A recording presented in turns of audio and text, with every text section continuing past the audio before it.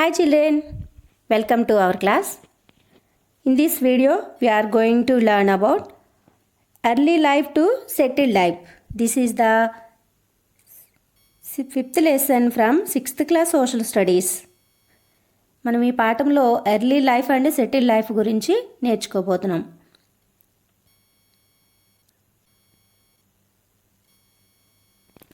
Thousands of years ago, the people who lived in the subcontinent were called as hunters and gatherers. కొన్ని వేల సంవత్సరాల క్రితం sub కాంటినెంట్లో నివసించే వారిని హంటర్స్ అండ్ గ్యాదరర్స్ అని పిలిచేవారు. They gathered fruits, edible roots, tubers, nuts, seeds, leaves, honey, wild grains that grow naturally in the forest. వీరు అడవుల్లో లభించేటటువంటి ఫ్రూట్స్, ఎడిబుల్ రూట్స్ అంటే తినదగినటువంటి దుంపులు, ట్యూబర్స్, నట్స్ ఇవన్నీ కూడా న్యాచురల్గా ఏవైతే అడవుల్లో దొరుకుతాయో వాటిని గ్యాదర్ చేసుకునేవారు. They hunted animals and birds, caught fish, gathered eggs for food, so that they got that name. Hunters and gatherers ఎందుకు పిలిచారంటే వీళ్ళు అడవుల్లో దొరికే వాటినన్నిటినీ కూడా గ్యాదర్ చేసుకుంటూ వారి జీవనాన్ని కొనసాగించేవారు. అందువల్లనే వాళ్ళకి వేట, ఆహార సేకరణ ద్వారా వారు జీవించేవారు కనుక వాళ్ళని హంటర్స్ అండ్ గ్యాదరర్స్ అని పిలవడం జరిగింది. They covered their bodies with leaves and skin of animals. వీరు వారి యొక్క శరీరాన్ని ఆకులతోనూ అలాగే జంతువుల యొక్క చర్మంతోనూ కవర్ చేసుకునేవారు. They lived in caves or under the trees or rock shades. వీరు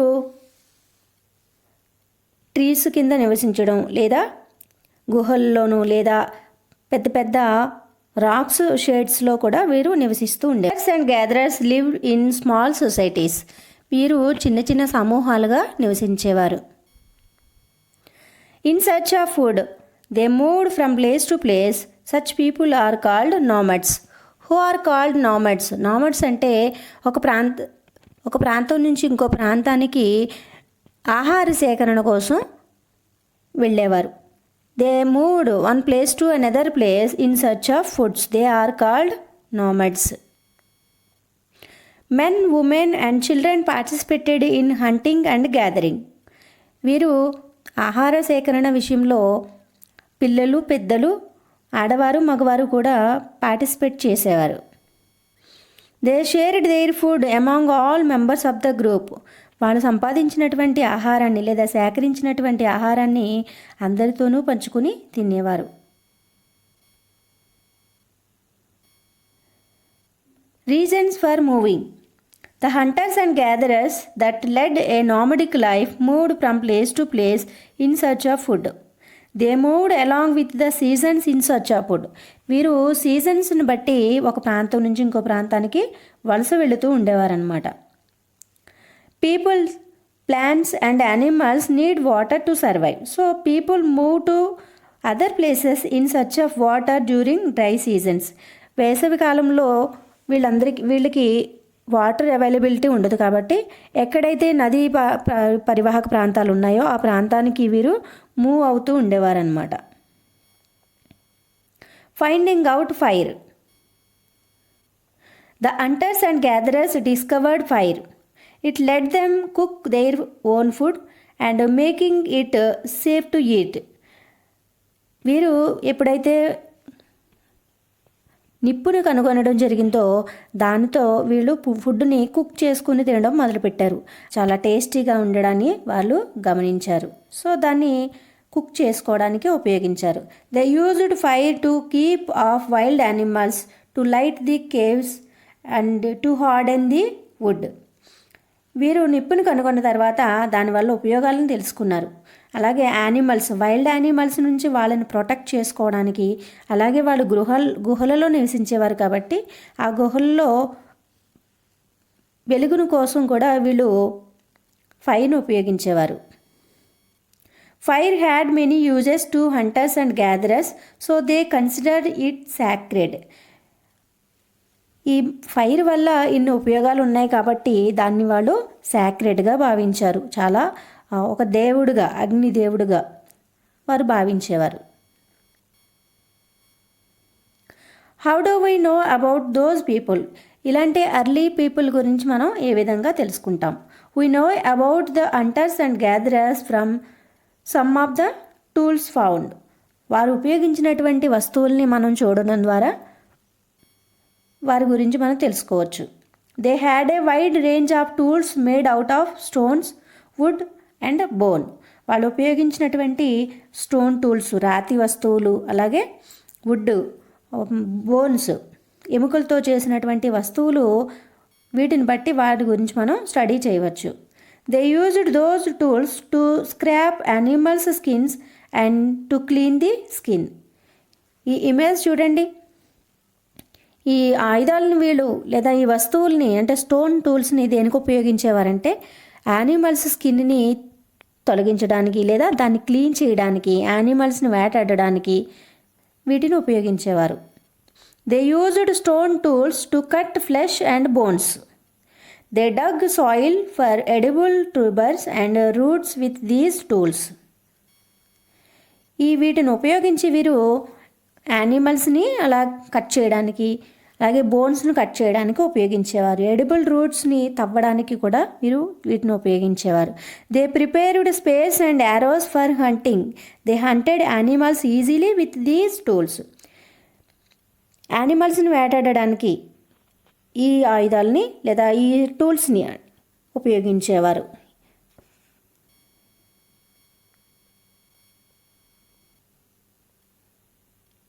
Belum caves. Archaeologists have recovered a large number of stone tools from the caves in Kurnool district. Kurnool డిస్ట్రిక్ట్లో ఎర్లియస్ట్ పీపుల్ ఉపయోగించినటువంటి కొన్ని స్టోన్ టూల్స్ని కనుగొన్నారు. ఆర్కియాలజిస్ట్స్ means శాస్త్రవేత్తలు, భూగర్భ శాస్త్రవేత్తలు. భూమిని తవ్వకాలు జరిపి పురాతనమైనటువంటి వస్తువుల మీద స్టడీ చేసేవారు. Archaeologists are scientists who study the past by digging up old places where people lived and taking out remains of their lives like tools, bones, pots, buildings etcetera. ఈ ఆర్కియాలజిస్ట్ల యొక్క ముఖ్యమైన పని ఏంటంటే వీరు భూమిలో తవ్వకాలు జరిపి ఎక్కడైతే ప్రజలు నివసించారో ఆ ప్రాంతాల్లో తవ్వకాలు జరిపి వాళ్ళు ఉపయోగించినటువంటి వస్తువుల్ని తీసి సెర్చ్ చేస్తారనమాట. అవి ఏ కాలం నాటివి, ఎన్ని సంవత్సరాల కిందటి నాటివి, ఎవరు ఉపయోగించారు, ఈ విషయాలన్నీ వారు స్టడీ చేసి మనకు చెప్తారు archaeologists. Rock paintings. The hunters and gatherers live in caves or rock shelters. They painted pictures of humans, animals and hunting scenes on the surface of the rocks. Different stones were ground and mixed with the animal fat to prepare these colors. వీరు paintings ఏ విధంగా వేసేవారంటే animals యొక్క ఫ్యాట్తో వివిధ రంగురాళ్లను అరగదీసి animal fat దాంట్లో కలిపి paint లాగా తయారు చేసి దానితో యానిమల్స్ బొమ్మలు, హ్యూమన్ బొమ్మలు, అలాగే వేటాడుతున్నటువంటి సీన్స్, హంటింగ్ సీన్స్, ఇలాంటివన్నీ కూడా వీళ్ళు రాక్ సైట్స్ మీద అంటే గోడల మీద డ్రాయింగ్ వేసేవారు. They used bamboo brushes to paint on rocks. ఈ రాతి గోడల మీద లేదా రాళ్ళ మీద బొమ్మలు వేసినప్పుడు వీళ్ళు బ్యాంబూ స్టిక్స్ని బ్రషెస్ లాగా వాడేవారు. Transforming to farming and Hardinge.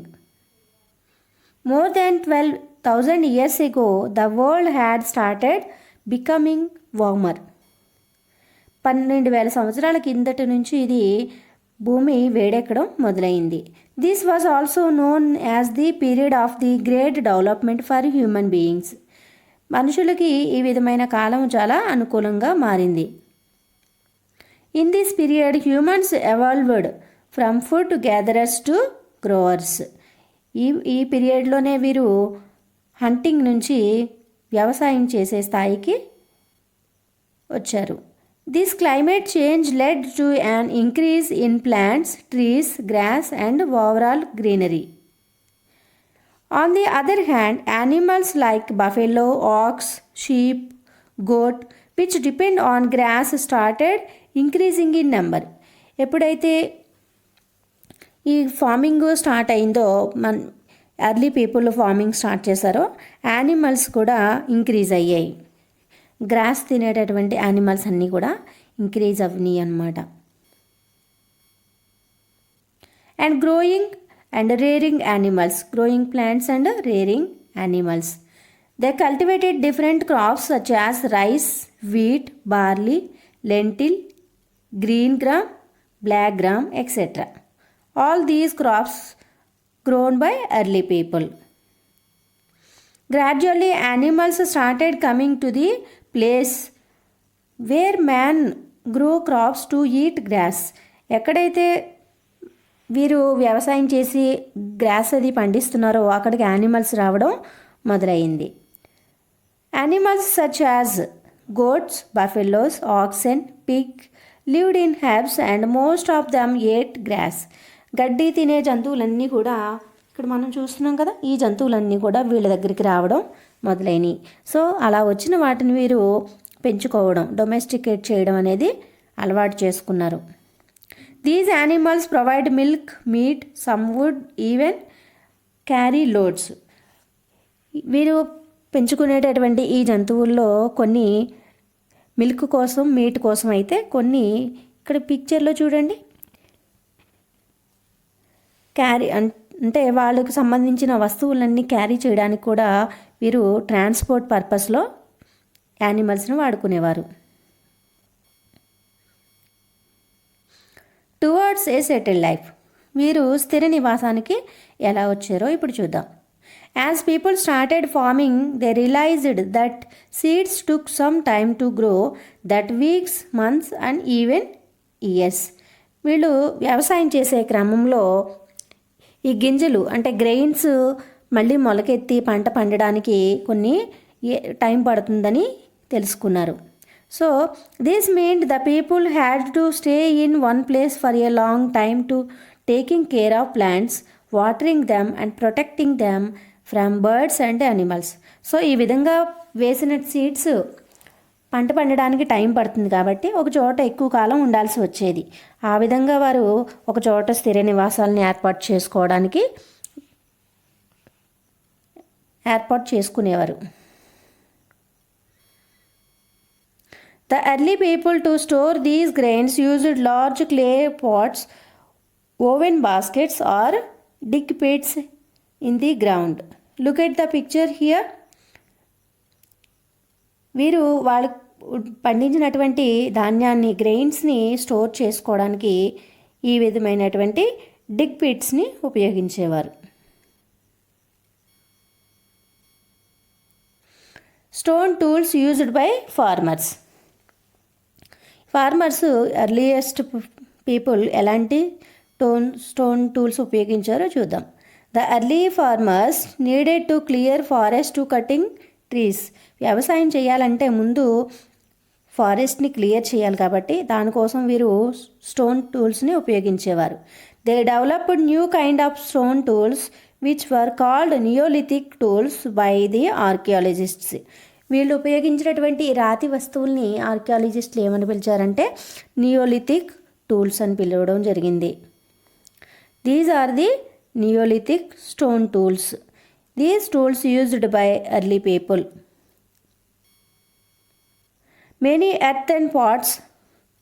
Look at the picture here. Some decorated have been excavated by the archaeologists. ఇక్కడ ఉన్నటువంటి ఇలాంటి పాట్స్ అన్నీ కూడా ఎర్లియస్ట్ పీపుల్ ఉపయోగించినవి. అయితే ఇవి ఆర్కియాలజిస్టుల యొక్క తవ్వకాలలో ఇవి బయటపడడం జరిగింది. These earthen pots were probably used for cooking and store food grains.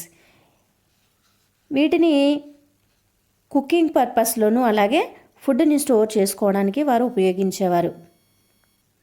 By the beginning of the Bronze Age, communities extended to different parts. More complex cultures called civilization began to develop these communities. Civilisation అంటే నాగరికత అభివృద్ధి చెందే క్రమంలో అనేక రకమైనటువంటి communities ఏర్పడ్డాయి. 4 of the great valley civilisations Mesopotamia, Egypt, India and China emerged. అయితే ఈ కాలంలో ఈ నాగరికతలన్నీ కూడా వెలిసినాయి. మెసొపొటేమియా నాగరికత, ఈజిప్టు, ఇండియా అండ్ చైనా, వీటి గురించి మనం నెక్స్ట్ క్లాస్లో నేర్చుకుంటాం. Thank you for listening children.